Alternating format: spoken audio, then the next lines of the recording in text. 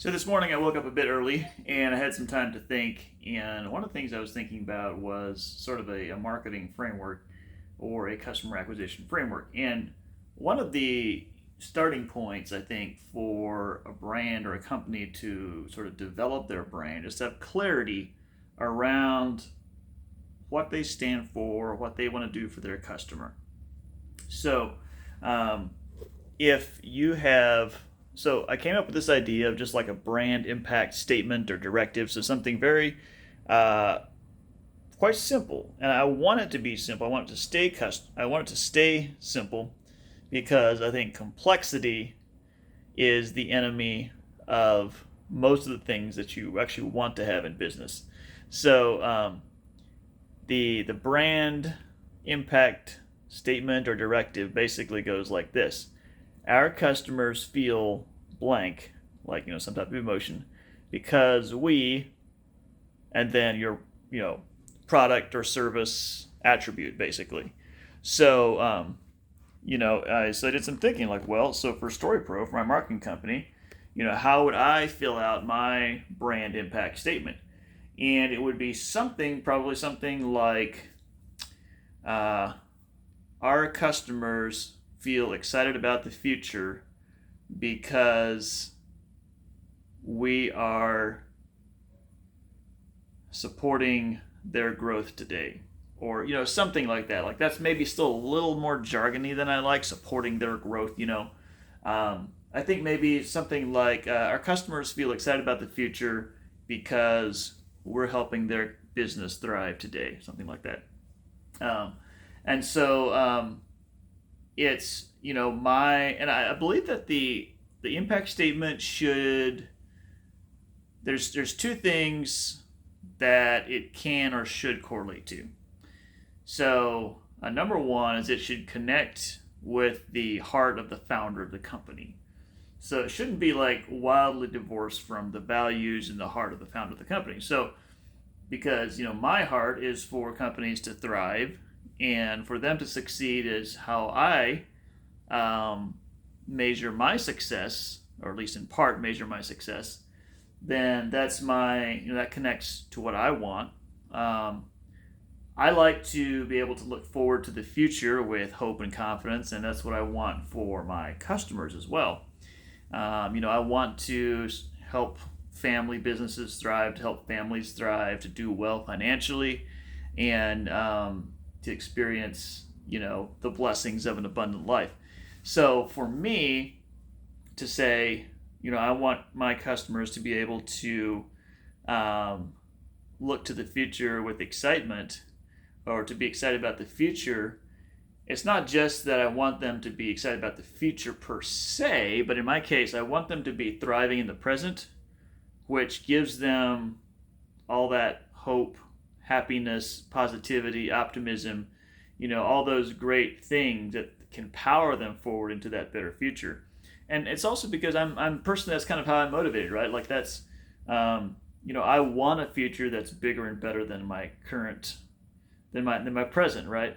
So that's kind of how I'm motivated. So that's what I want for my clients as well, is that their future, they can see a future that's bigger and better than their present, because in the present they're winning, and they're making progress, and they're doing well, and so they can anticipate that their future is also going to be very good because their present is very good. Um, so um, so I think that so the brand impact statement should be simple. It should be based on the heart of the founder, or it should have some connection to it for sure. Like, it shouldn't be totally divorced. Like, if you have someone who's um, completely, how would be an example? Okay, let's say you have a founder who is passionate, like he's a total cheapskate in all the both the good and the bad ways, right? So he's skinflinty, he's thrifty, he doesn't, he like a bargain absolutely makes his day, right? Something for free is like a dream. And then so that's how he's personally like fired up and motivated. But then he you turn around and his brand impact statement is something like, we deliver premium, you know, we make our customers feel, uh, you know, ensconced in luxury, or like something that's totally like the opposite, or premium or whatever. We make our customers feel spoiled by providing premium products.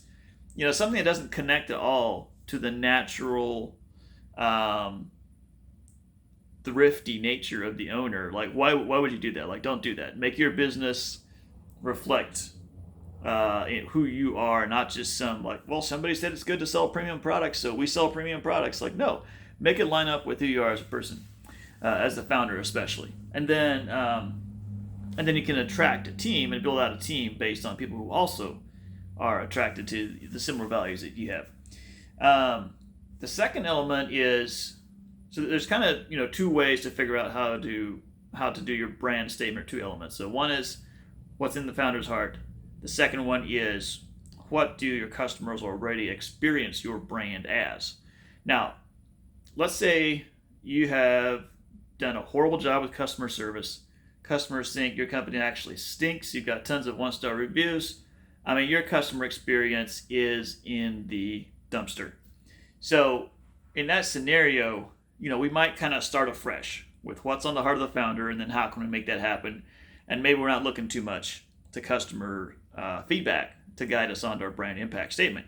But if you have fairly good customer experience, or you have quite a few customer reviews, even if they're not all positive, you have quite a few customer reviews, you can analyze the customer reviews to see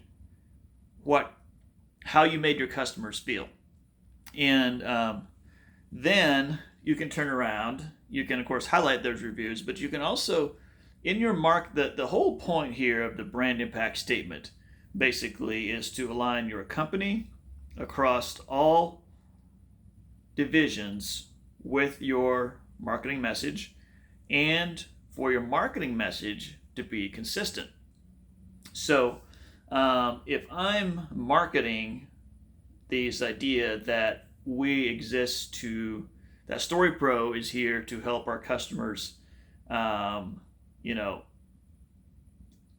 thrive, okay? Or to make our customers feel, let's say, to make our customers feel excited about the future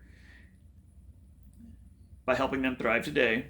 So if that's the purpose of StoryPro, if that's what we're doing, that's what we're here for, then my marketing messaging should all be congruent with that, okay? I should be very wary about using doom and gloom type marketing, or too much scare, probably, too much fear, because remember, my brand is based on thriving and excitement about the future. So if I put out messages that treat the future as some kind of horrible, big, scary thing, which you could sprinkle it in there maybe as like, if you don't use StoryPro, your future will be bad. But I don't even think that's congruent. I don't think that's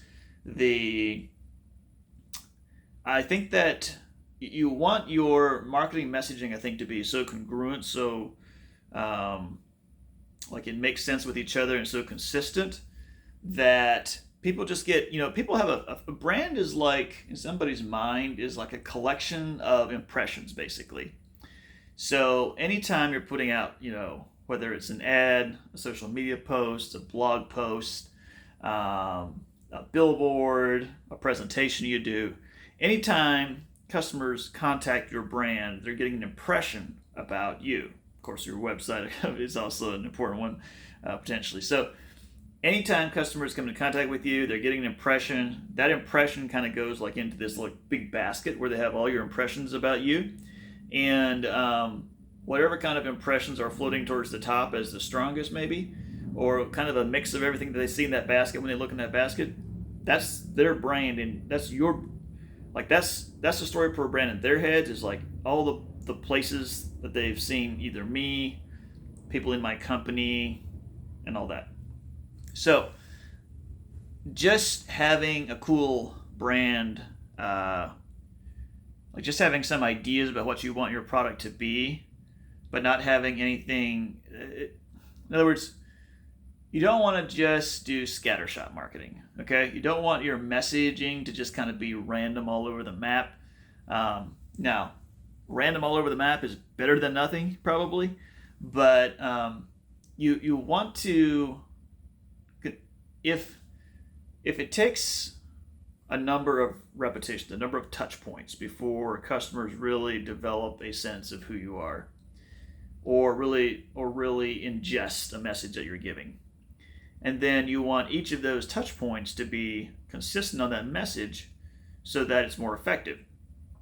So, for instance, if on one of my touch points I say, hey, the future is bright because of XYZ opportunities coming up in the advertising world. And then the next one I say, actually, the future is horrible because of spam and bots and all these things. And then the next one, I don't address the future at all. Well, I'm not given what a jumbled like messaging the customer is getting about the future, related to my brand. How much better in every communication that I share my viewpoint that I believe they can have a good future, they can have a bigger, and a brighter future, and that we can, by working together, achieve that goal. Since that's my viewpoint, then I want that to consistently be showing up. Now, it doesn't have to be the main point in every communication. Like maybe sometimes I'm talking about a specific tactic, but why? Why share the tactic? Well, because I believe they can have a bigger, brighter future, and that's what's important to me. And what I'm doing here too is I'm not just hammering in a message, but I'm also sorting. So I want to attract customers who are interested in a bigger, brighter future. Okay, those people are not. They don't want to. They're not just completely happy with the status quo, right? They want to improve. They want things better. So hopefully they're going to have the motivation to get better, but also the positivity, right? Because I'm looking for people who need and want to thrive, or are currently thriving, right? So people who are in a mindset of thriving, a mindset of abundance, or getting there, right? So it's like maybe they're not there yet, but that's what they want. So I'm sorting for people in those categories, basically. So that's why if I can deliver a consistent message, it also helps to sort consistently for the right type of people to come into my advertising world, my funnel.